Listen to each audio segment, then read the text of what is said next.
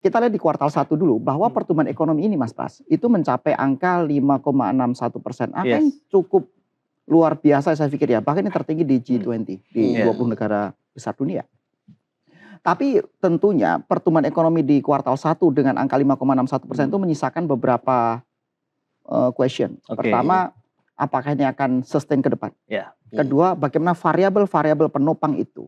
Karena itu yang menentukan kalau nggak sustain bagaimana. Jangan sampai kemudian ini turun dan flop gitu. Nah kalau kita lihat Mas Pras dan Mas Momo bahwa pertumbuhan ekonomi kemarin sangat signifikan itu ditopang oleh namanya government spending. Betul. Bagaimana belanja pemerintah digelontorin luar biasa, makanya kalau kita lihat ini cenderung ada fiscal overheating namanya. Makanya ada pajak-pajak baru lagi kan ya kan, atau pajak UMKM lah yang tadinya 0,5% jadi 22% PPh badan misalnya. Terus informasi-informasi di lapangan restitusinya agak dipersulit lah gitu kan. Jadi ini beberapa kondisi yang kita tangkap di masyarakat bahwa dan para pelaku usaha tentunya Mas Pras bahwa kondisi fiskal kita ini bleeding. Nah, hal inilah kemudian kita melihat potensi di kuartal kedua dan ketiga. Ini pertumbuhan ekonomi akan cenderung turun. Pertanyaannya adalah seberapa turun? Apakah akan flop, artinya turun tajam atau akan melandai? Nah, harapan kita ini kan turunnya cukup landai lah. Walaupun memang secara cyclical tahunan Mas Momo bahwa memang akan turun. Karena kuartal 1 ini kan ditopang dengan beberapa momentum. Lebaran, terus libur panjang, dan adanya THR itu menopang lebih dari 100 triliunan tambahan. Artinya momen-momen itu yang kemudian membuat bahwa kuartal 1 memang udah sewajarnya naik. Tapi sekali lagi bagaimana kemudian kuartal kedua itu bisa tetap tumbuh positif lah, kira-kira begitu. Apalagi ketiga atau masuk ke semester kedua. Nah, sekarang kalau kita kaji dan kita analisa nih, bagaimana di tahun 2026 secara overall, secara umum. Dari awal sebenarnya teman-teman Apindo, Mas Pras, itu sudah memproyeksikan bahwa pertumbuhan ekonomi kita ini akan secara konservatif itu di angka 5,0 sampai dengan 5,4%. Itu pun dengan asumsi bahwa kemarin geopolitik kita tensinya belum terlalu tinggi. Tensi geopolitiknya belum terlalu memanas. Sehingga perkiraan kita ya mungkin kembali di kisaran angka itu. 5, tetap di atas 5 lah. Karena konsensus dari global kan juga menunjukkan bahwa pertumbuhan ekonomi kita akan solid di atas 5%. Tapi kalau tetap stabil di angka 5,6, banyak sekali tantangannya. Kita nggak pernah bilang mustahil. Tapi tantangannya, catatannya banyak sekali.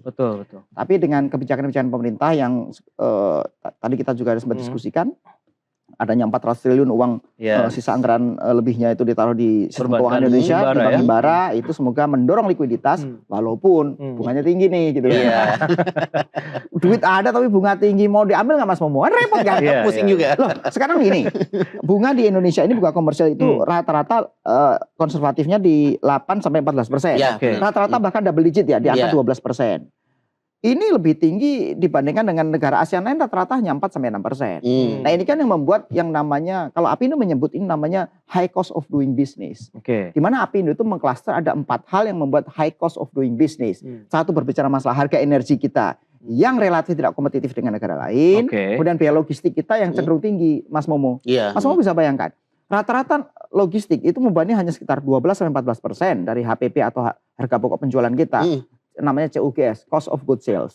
Tapi di kita, di negara berkembang seperti Indonesia ini, membebani kira-kira ya di angka 22 sampai 24. Nggak efisien bisnisnya. Jadi itu klaster kedua logistik. Klaster ketiga, nah ini yang tadi kita bahas, itu berbicara masalah cost of fund, cost of money.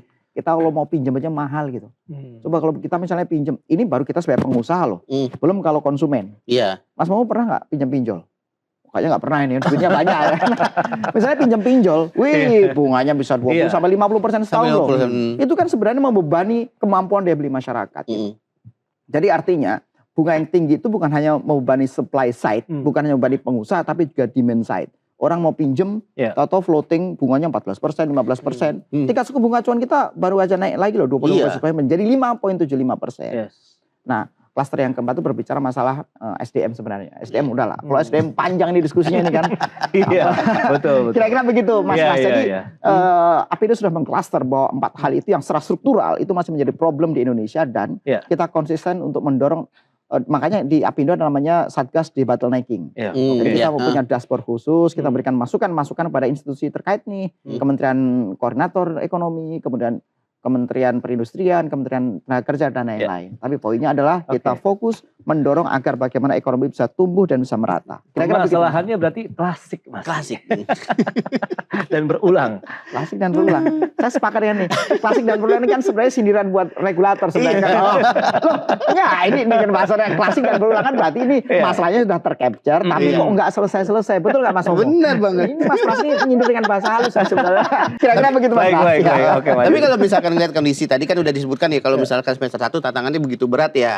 Dan apalagi ditambah dengan konflik geopolitik yang terjadi di Timur Tengah beberapa waktu lalu dan naiknya harga minyak. Nah, dengan kondisi sekarang ini dengan harga yang suku bunga udah mulai naik, suku bunga. Terus ditambah lagi dengan konflik geopolitik udah mulai mereda nih sekarang. Tapi kira-kira dengan kenaikan suku bunga dengan rupiah yang mulai agak melandai-melandai dikit ya. Oke, jadi gini, coba kita sedikit satu persatu Mas Momo. Karena begini, ada satu hal yang buat kita itu membuat lebih stabil. Misalnya tadi kondisi geopolitik yang lebih stabil, harga minyak yang tadinya sampai menembus 120 ya. $100 per barel itu kan luar biasa. Itu akan membuat fiskal kita bleeding karena kita asumsi makronya di angka 80 $, per barel.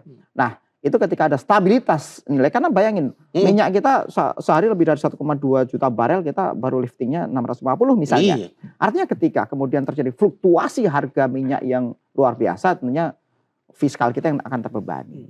Nah, tapi kemudian memang ada beberapa kondisi yang membuat kita ini ya ada semacam disinsentif lah, semacam itulah ya. Misalnya tingkat suku bunga acuan tadi, walaupun kami sadar Mas Momo bahwa ketika BI dengan instrumen moneternya itu menaikkan suku bunga acuan, ini 3 kali berturut-turut loh. 3 kali benar. 25 basis point, 50 basis point, kemudian terakhir 25 ya. Jadi bayangin dari 4,75 langsung lompat menjadi 5,75. 100 dalam waktu 1-2 bulan ya. Ini kan buat kita jadi PR betul ya, jadi PR betul. Jadi teman-teman bahkan tanpa kondisi itu pun, Apindo kemarin udah survei. Tapi ini survei tahun 2025 ya, untuk memotret bagaimana proyeksi untuk 5 tahun ke depan. Itu teman-teman pengusaha Mas Momo, itu rata-rata sekitar 64% belum akan melakukan ekspansi usaha. Karena beberapa faktor ya, faktor. Misalnya permintaan yang cenderung masih up and down dan lain-lain. Tapi poinnya dengan kondisi yang seperti itu tentunya dibutuhkan regulasi yang lebih pro dengan pertumbuhan dan pemerataan. Karena ketika regulasi itu bisa mendorong dan memberikan daya ungkit yang maksimal, maka tentunya itu yang kita harapkan. Apa bentuknya ya? Banyak lah. Kalau istilah Mas Pras itu kan harus ada sebuah bauran yang bersifat komplement gitu. Jangan sampai ya kayak tadi sekarang fiskal aja tadi pajak UMKM gitu. Pajak UMKM dari 0,5% menjadi 22% pajak badan ini kan dikatikan luar biasa ya. Belum ini lagi kita kasih exercise betul ya, dan Apindo mengkritisi misalnya beban-beban ini kan banyak ya kan. Bahkan PT yang belum TBK ini harus RUPS, lapor ke ke notaris kan. Dan itu kan bayar masalahnya. Ada PNBP-nya ada, notarisnya bayar. Jadi teman-teman yang masih bergerak di skala, harusnya akan ada skalanya nih. Misalnya yang omsetnya minimal di atas usaha, jangan mikro lah. Mikro kecil jangan dulu lah. Mikro kecil kan ada undang-undang tentang UMKM. Kalau misalnya omset masih 5 miliar, 10 miliar setahun misalnya ya jangan dulu lah. Misalnya misalnya. Tapi poinnya dibutuhkan sebuah kebijakan komprehensif, jangan malah menambah-nambah cost of doing business gitu. Kira-kira begitu Mas Pras. Itu yang menjadi perhatian dari Apindo.